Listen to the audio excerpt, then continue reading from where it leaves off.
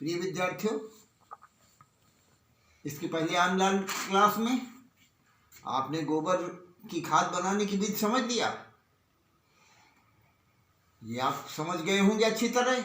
यदि समझ में कहीं ना आया हो तो पूछ लीजिए।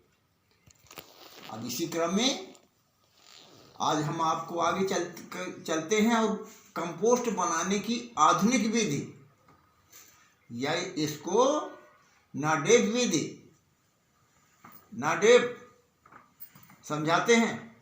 ध्यान समझिए। इस विधि से कंपोस्ट बनाने में कुछ सामग्री की आवश्यकता पड़ती है, जैसे पौधों के अवशेष, कूड़ा करकट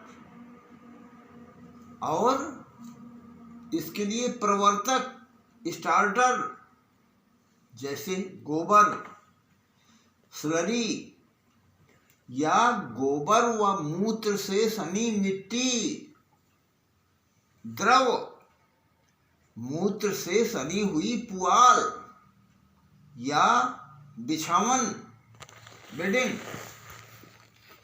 और पानी, ये सब बहुत आवश्यक है। अब आप इस प्रकार समझें कि गड्ढा 2.40 यानी 2.40 मीटर लंबा, 1.8 मीटर चौड़ा व 1 मीटर गहरा खोदना चाहिए। गहरे की तली में थोड़ा ढाल दे देते हैं, जिससे नीचे की ओर अतिरिक्त पानी एकत्रित हो जाए। गड्ढे का भरना, ध्यान समझिए। गड्ढे को भरते समय लगभग 22.5 सेंटीमीटर मोटी परत कूड़ा करकट की, उसके ऊपर 5 सेंटीमीटर की परत गोबर की रखना चाहिए। इसी क्रम में 1.5 मीटर की ऊंचाई तक गड्ढा भर देते हैं। इसमें गोबर प्रवर्तक या स्टार्टर का कार्य करता है। गड्ढा भरने के बाद ऊपर से 15 सेंटीमीटर मिट्टी से ढक देते हैं। गड्ढा भरने के 3 सप्ताह बाद पहली व 6 सप्ताह बाद दूसरी पलटाई करते हैं।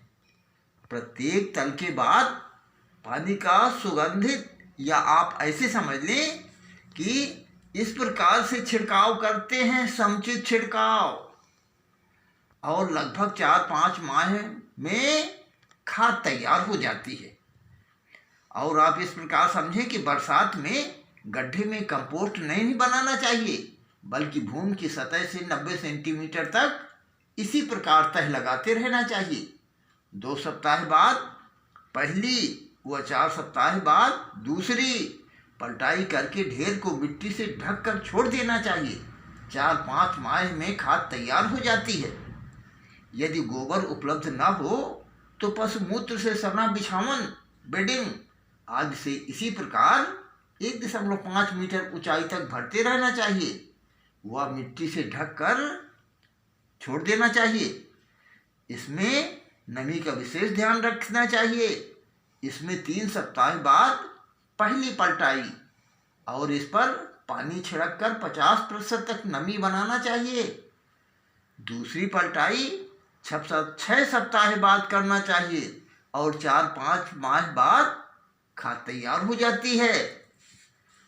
कंपोस्ट बनाने की कुछ सावधानियां रखना पड़ता है। सावधानियां ध्यान दीजिएगा। गड्ढा ऊंचे स्थान पर होना चाहिए। गड्ढा भरने से 1.5 सेंटीमीटर पत्ती तथा 5 सेंटीमीटर गोबर की तह लगानी चाहिए। इसके बाद ऊपर से 2.50 या आप ऐसे समझ लें कि लगभग 250 ग्राम अमोनियम सल्फेट का छिड़काव करना चाहिए।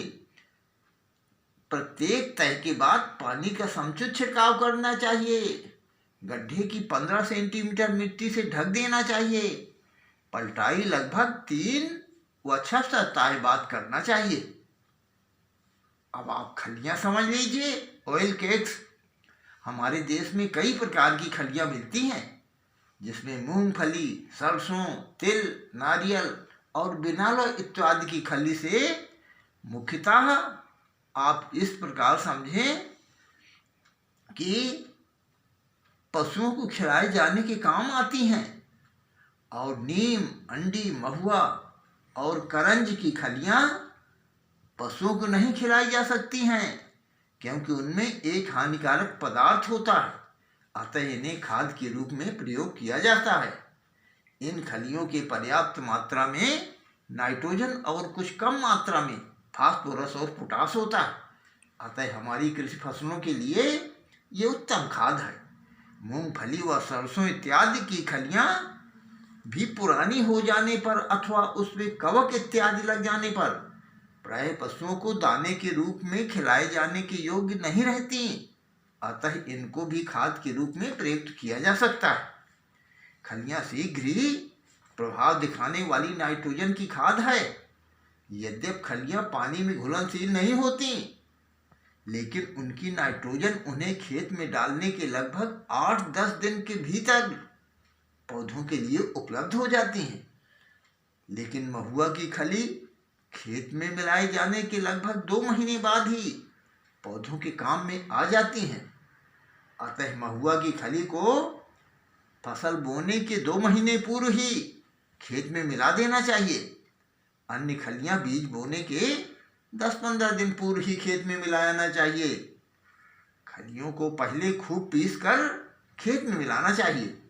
उनके शीघ्र ही सड़ने के लिए भूमि में पर्याप्त नमी होनी चाहिए।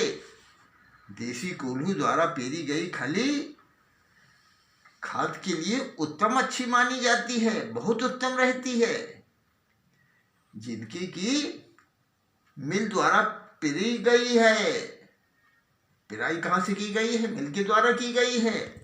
इसका कारण यह है कि कोल्हू द्वारा पेरी गई खली में, जिसे घानी की खली भी कहते हैं, तेल की मात्रा अधिक रहती है, जिसके कारण यह अपेक्षाकृत देर से सड़ती है। हमारे देश में अच्छी खली और मूंगफली की खली की खाद के रूप में अधिक प्रयोग होता है। अतः इन खलियों के संबंध में और अच्छी तरह से समझ लेना चाहिए आपको। तो आप अंडी की खली समझिए कैसी होती है। अंडे की खली को महुआ की नहीं खिलाया जा सकता है। यह खली अपेक्षाकृत धीरे धीरे विकसित होती है, अतः इसका प्रभाव अधिक समय तक रहता है। हर खली को गन्ना, गेहूं, आलू जैसी मुलायम फसलों और मूल्यवान अधिक से अधिक फसलों के लिए खाद के रूप में प्रयोग किया जा सकता है। गेहूं की फसल में लगभग 1 टन प्रति हेक्टेयर अंडे की खली डालना पर्याप्त होता है। इस खली को प्रयोग करने से पूर्व उसे भली प्रकार से पीस लेना चाहिए। यह कार्य दुर्मुठ से बड़ी आसानी से किया जा सकता है, लेकिन अधिक मात्रा में खली पीसने के लिए चूना पीसने की चक्की बहुत उत्तम रहती है। खली को पक्के फर्श पर फैलाकर और उसके ऊपर रोलर घुमाकर इस खली का पूर्ण रूप से प्रयोग किया जा सकता है। चूर्ण बनाने के बाद अंडे की खली को बीज बोने से लगभग 10-15 दिन पूर्व खेत में छिटक कर और तत्पश्चात कल्टीवेटर चलाकर उसे भली भांति मिट्टी में मिला देना चाहिए। भूमि में खली सुचारू रूपेण विघटन के लिए भूमि में पर्याप्त मात्रा में नमी होना चाहिए। गन्ने की फसल में खली का प्रयोग गन्ने की बुआई के समय उसे कूड़ों में बिखेर कर किया जाता है। आलू की फसल में इस खली का बीज बोते समय प्रयोग करना चाहिए। इस खली में औसत 4.37% नाइट्रोजन, 1.85% फास्फोरस और 1.39% पोटास होता है। धन्यवाद।